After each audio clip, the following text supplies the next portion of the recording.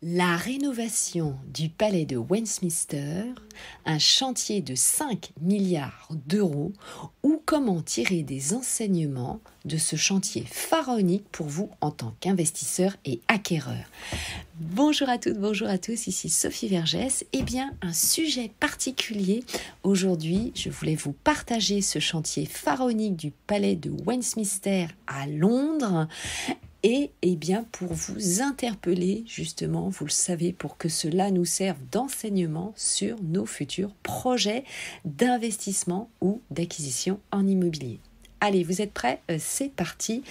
Évoquons ce sujet.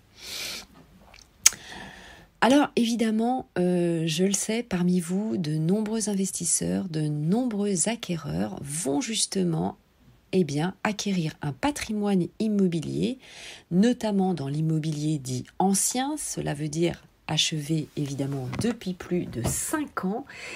Et dans l'immobilier ancien, vous le savez, ça fait un peu comme lorsque l'on va jardiner, on démarre toujours à retirer les mauvaises herbes d'un côté du jardin et 3-4 heures après, vous êtes toujours à désherber les mauvaises herbes. Une fois, vous le savez, que l'on a mis le doigt dans l'engrenage de travaux, de rénovation, de réhabilitation, on ne sait jamais souvent quand ça va s'arrêter. Et c'est la raison pour laquelle je voulais vous parler de la rénovation du palais de Westminster. Alors nous allons découvrir bien sûr les chiffres ensemble qui sont complètement, on va dire évidemment à la hauteur du bâtiment, si on peut dire ça comme ça. Et évidemment ça nous dépasse un peu, mais c'est toujours intéressant, vous allez voir, de partager ce type d'expérience. Et nous allons voir ensemble dans ce podcast. Alors, le palais de Westminster, il se situe à Londres, au Royaume-Uni, et il a une histoire évidemment riche puisqu'il fait partie, en plus de notre patrimoine, à chacun d'entre nous, puisqu'il fait partie du patrimoine mondial de l'UNESCO. Il y est inscrit. Et c'est un bâtiment qui a vécu une histoire, on va dire, chaotique, faite de construction, de reconstruction, d'incendies. Et cela date de 1016-1035. Il a subi une énième reconstruction en 1870 et il a été ouvert en 1876. Et c'est l'architecte Charles Berry qui a conçu justement ce bâtiment.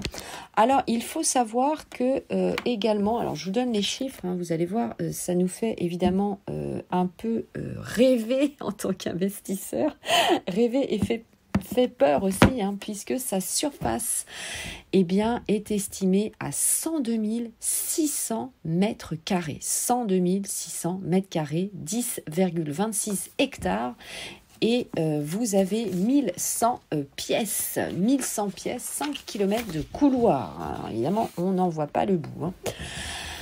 Alors, évidemment, cette rénovation, vous allez voir, pose de nombreuses problématiques, vous vous en doutez. Déjà des années d'indécision, puisque les parlementaires devront se prononcer sur les travaux de rénovation en 2023. Donc, on a l'impression, c'est vrai, que la prise de décision, se repousse d'année en année.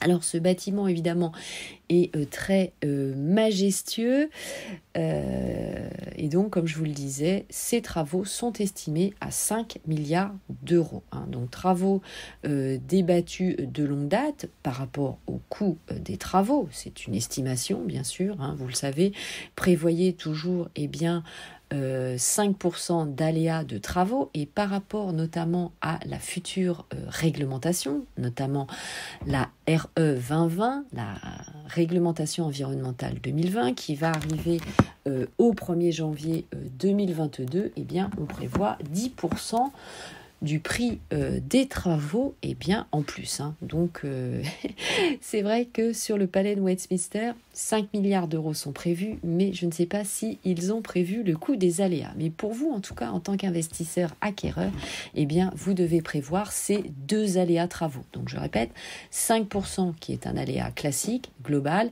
et 10% par rapport à la future réglementation en cours, enfin à venir.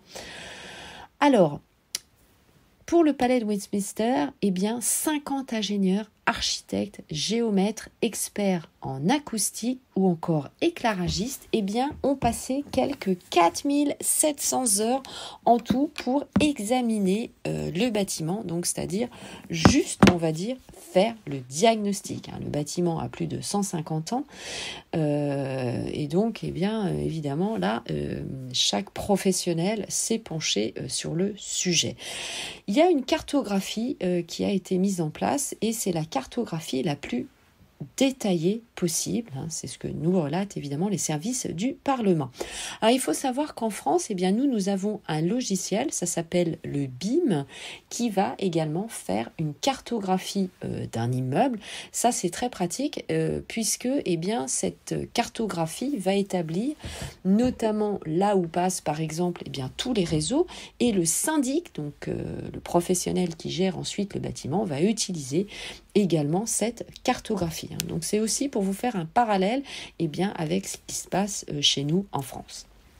Alors, le bilan de santé, évidemment, du palais est mauvais, puisque, comme je vous le dis, les travaux sont repoussés d'année en année, et évidemment, la maintenance, il y a un coût aussi, il y a du temps, mais apparemment, ça ne suffit pas.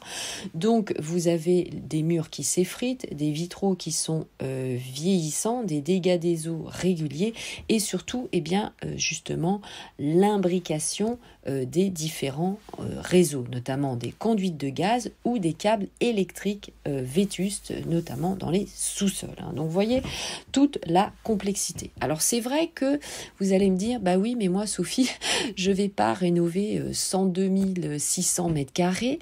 Je vous le souhaite, surtout pour votre premier projet, évidemment. Mais vous le voyez, cet enseignement sur le chantier aussi vous montre toutes les problématiques que vous pouvez avoir malgré tout à votre modeste mesure sur un chantier. Pensez à tout et faites-vous accompagner bien sûr d'architectes, de géomètres, d'une entreprise par exemple générale du bâtiment pour pouvoir évidemment mener à bien votre chantier et pourquoi pas d'ailleurs un courtier en travaux aussi pour suivre votre chantier.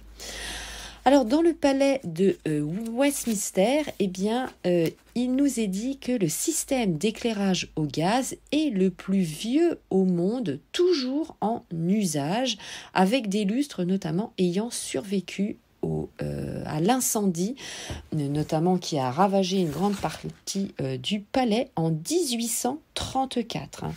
Alors, ce palais est évidemment admiré, aimé, connu du monde. Et comme je vous le disais, en dépit de travaux de maintenance, il se délabre.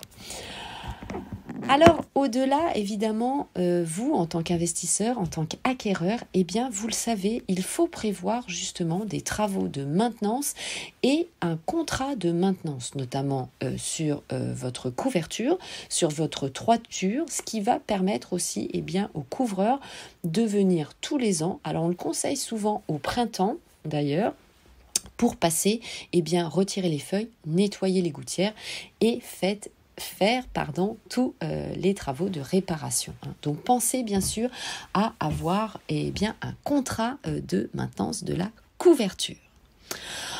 Ensuite, il y a évidemment des défaillances sur le bâtiment.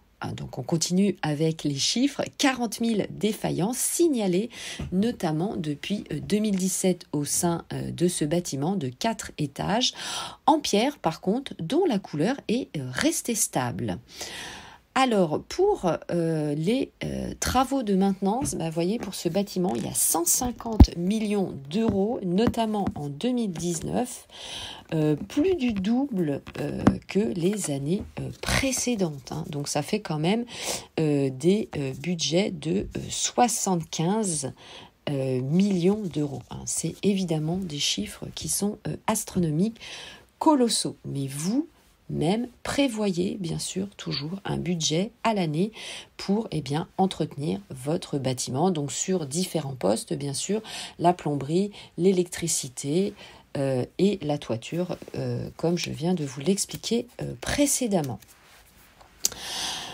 L'eau, l'électricité et l'amiante est un sujet majeur aussi au palais de Westminster. Comme vous le savez, l'amiante et le plomb sont deux matériaux dont vous allez avoir le diagnostic immobilier dans le DDT, le dossier de diagnostic technique, pour vous permettre de prendre une décision en votre âme et conscience et surtout savoir si vous devez retirer ou pas l'amiante ou le plomb et le recouvrir, par exemple, c'est ce qu'on le fait souvent sur les peintures au plomb, on ne va pas retirer, mais on va évidemment rénover et recouvrir.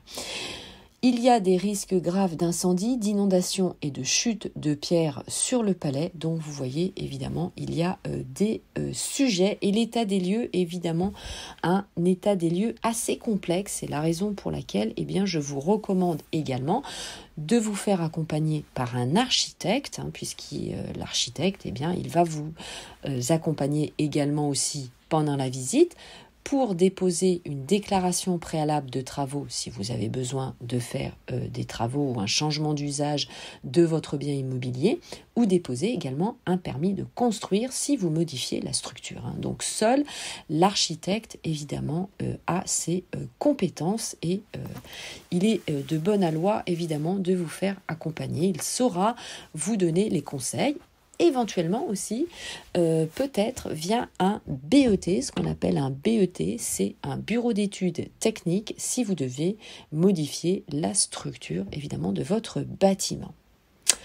Alors, il faut savoir que le palais de Westminster est en rénovation et notamment la cloche de Big Ben qu'on entend de moins en moins sonner. Elle a sonné notamment par exemple le 31 décembre 2020 puisque le Royaume-Uni est sorti de l'Union européenne. Et il y a eu un coût pour sa rénovation, donc le chantier est en cours depuis 2017, il va s'achever en 2022 et rien que pour la cloche, cela a coûté 95 millions d'euros. Donc évidemment, le chiffrage d'un chantier de rénovation est essentiel. Donc, ne faites pas une estimation grosse masse. L'idéal, bien sûr, c'est à la première visite, vous faites les photos, vous faites des vidéos avec accord, bien sûr, du propriétaire vendeur.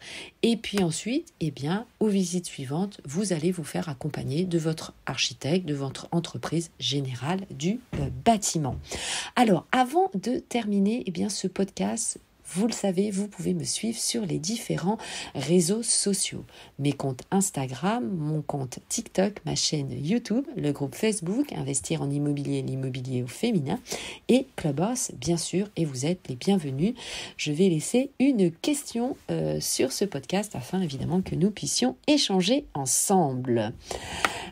Écoutez d'ailleurs le podcast 89 sur notamment l'ARE 2020, Réglementation environnementale 2020, pour connaître évidemment, mais vous le savez, ces fiches sont déjà en vigueur lorsque vous faites des travaux de rénovation.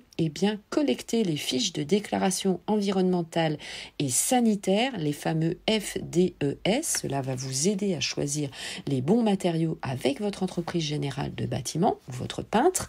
Et les PEP, les PEP, c'est des profils environnementaux de produits, notamment si vous voulez choisir une pierre ou une céramique.